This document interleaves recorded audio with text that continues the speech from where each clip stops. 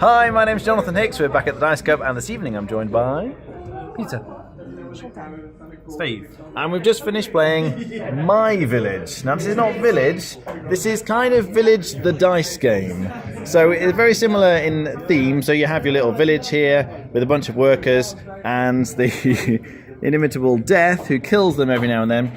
But essentially, at the start of each turn, one player rolls all the dice, and then each player has to pick 2 dice from these ones. The only difference between the black and the white is that the black uses up more time. I'll explain why time is bad in a minute. So you could take 2 dice, I might take these 2, and then with the 11, you need to use an action that takes 11. So you can go travelling, a bit like the original village, but travelling requires 7s. You can get resources from these things, but you need 5s or 8s, and you're getting different kinds of things. So this one gives you a plough, for example. This gives you a scroll.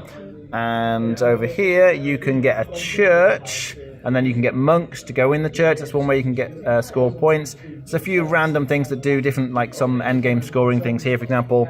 Or you can go and get sell goods effectively to the market.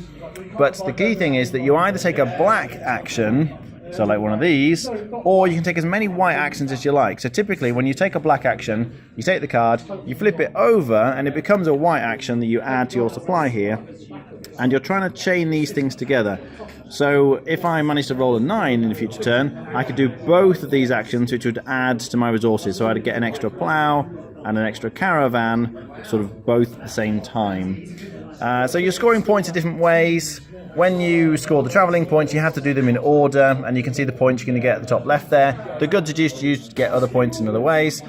These market cards, you flip them over once you've paid the goods, and you get the points there. The church is kind of, depending on how many monks you've got, you can see the little track here. The number of monks you can see peeping out from the windows gets you points here. Some cards, just like this one, will give you points at the top left there. But in order to take the various actions, like if you want to travel, you need to have a traveller guy here. If you want to buy the resource cards, you need to have the resource guy here. And every time you spend time, you'll see a lot of these actions have a little time thing on the top of them. Whenever you go travelling, this uses time. You advance the time marker around the edge here, and when it goes past death, one of your guys dies. So you can pick which one of these guys dies. But if, say, the travelling guy, you choose to kill him, you get a few little points, you stick him on the board here and you get some points for that. But then you can't go travelling again until you get a new guy. So there's a school down here. If you have a 3 or an 11, you can stick someone in school, and then eventually they come out and you can replace them. But it's actually quite tricky to get all your guys. It takes a lot of actions to use the school and get them back out again. So you keep using up the time, keeps killing your guys off, and then you're trying to replenish them to carry on doing your actions. Now, one final thing I will mention is there's various ways of getting sort of temporary points, which are these things. So whenever you see this icon here, some of the cards will have it on like this. You're going to be piling up these points on this story tree, I think it's called. And every now and then, the super annoying rat will move. Effectively, when anyone dies, you roll the disease or plague dice, and the rat moves along here. And when the rat gets to here, all of your points in here get halved. Now, to prevent that happening, you need to spend a couple of actions to move this guy out, and then back in, and then all of these points kind of get cashed in for permanent points that will count at the end of the game. But I can tell you now, the rat, it's really hard to time it to cash your points in. I never managed to time it properly, and the rat kept halving my points and halving my points. I just hate the flipping rat. Anyway, so that's Village. It's kind of a point salad. You can see you can get points in lots of different ways. You're fighting against all the bad things that are killing your people and the annoying rat, and trying to cash in before the end of the game's triggered. All right, what do we think, Peter? I like it. Again, I've talked before about how I like themes in games, so this has got a good theme to it. I like it over Village, so even though Village is perhaps a little bit more tactical, I never like the idea of just wiping out your village to score points. It went against the whole ethos of what the game was supposed to be about. I like dice games because of the sort of dice games that I play with my family. I find them a good leveler, as well as the fact that you then have to play to mitigate the look aspect of the dice. So overall, it's really good. Chantal? The title is very deceptive because it's not, I think it's less tactical than the original Village version, but it's definitely not easier.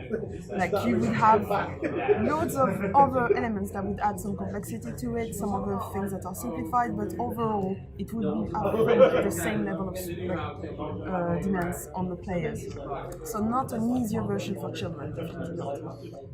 I quite like the rat because it makes it a bit more difficult to kill people. Not more difficult, but like you can see the theme is like it's. I think it's fixing some of the problems that the original Village had. And then the other thing that I wanted to say is the fact that you've got different options that I think are more interesting in this game than in the original one. So I'm not quite sure which one I prefer, but I think they're both interesting to play. Okay, Steve?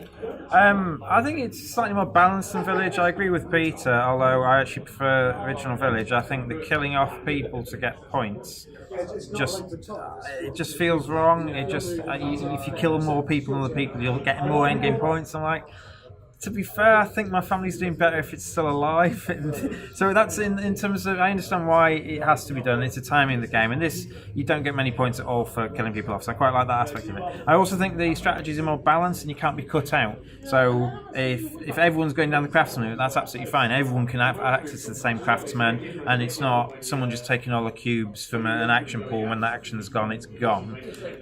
So I think I haven't played it enough, but I think the strategies are balanced. Travelling seems pretty strong. The monks seem pretty strong. Peter got loads of points from selling stuff to his merchants. That's pretty good. There's just something about it that just doesn't feel as good to me. I just think it's quite a reactive game.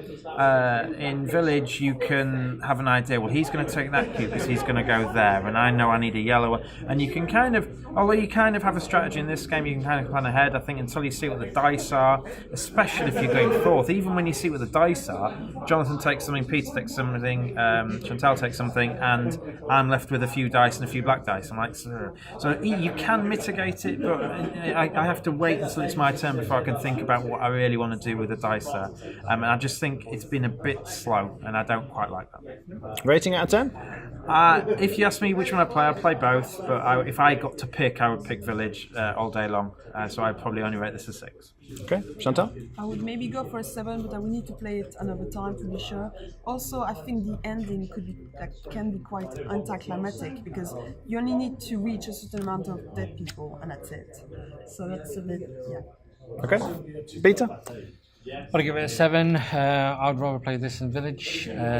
What kills me for Village is just the mass slaughter that you have to achieve just to win the game. Okay.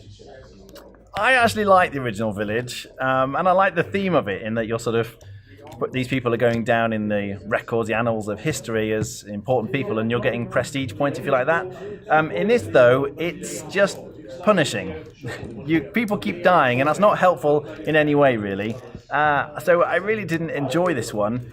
It's a well-designed game, the mechanics are solid, and the theme's nice enough, it's a little bit dry. But in terms of playing the game, I just felt like the whole game was against me all the way through. The rat kept eating away at all of my points, and my people kept dying. I just felt it was a constant uphill struggle to try and get anywhere. So I just didn't enjoy playing the game. So I could see people liking it. I'm not saying it's a bad game, but it's not for me, I'm afraid. I think I'd be on 4 out of 10. It's not one I'd want to play again. All right, thanks for watching. That was My Village.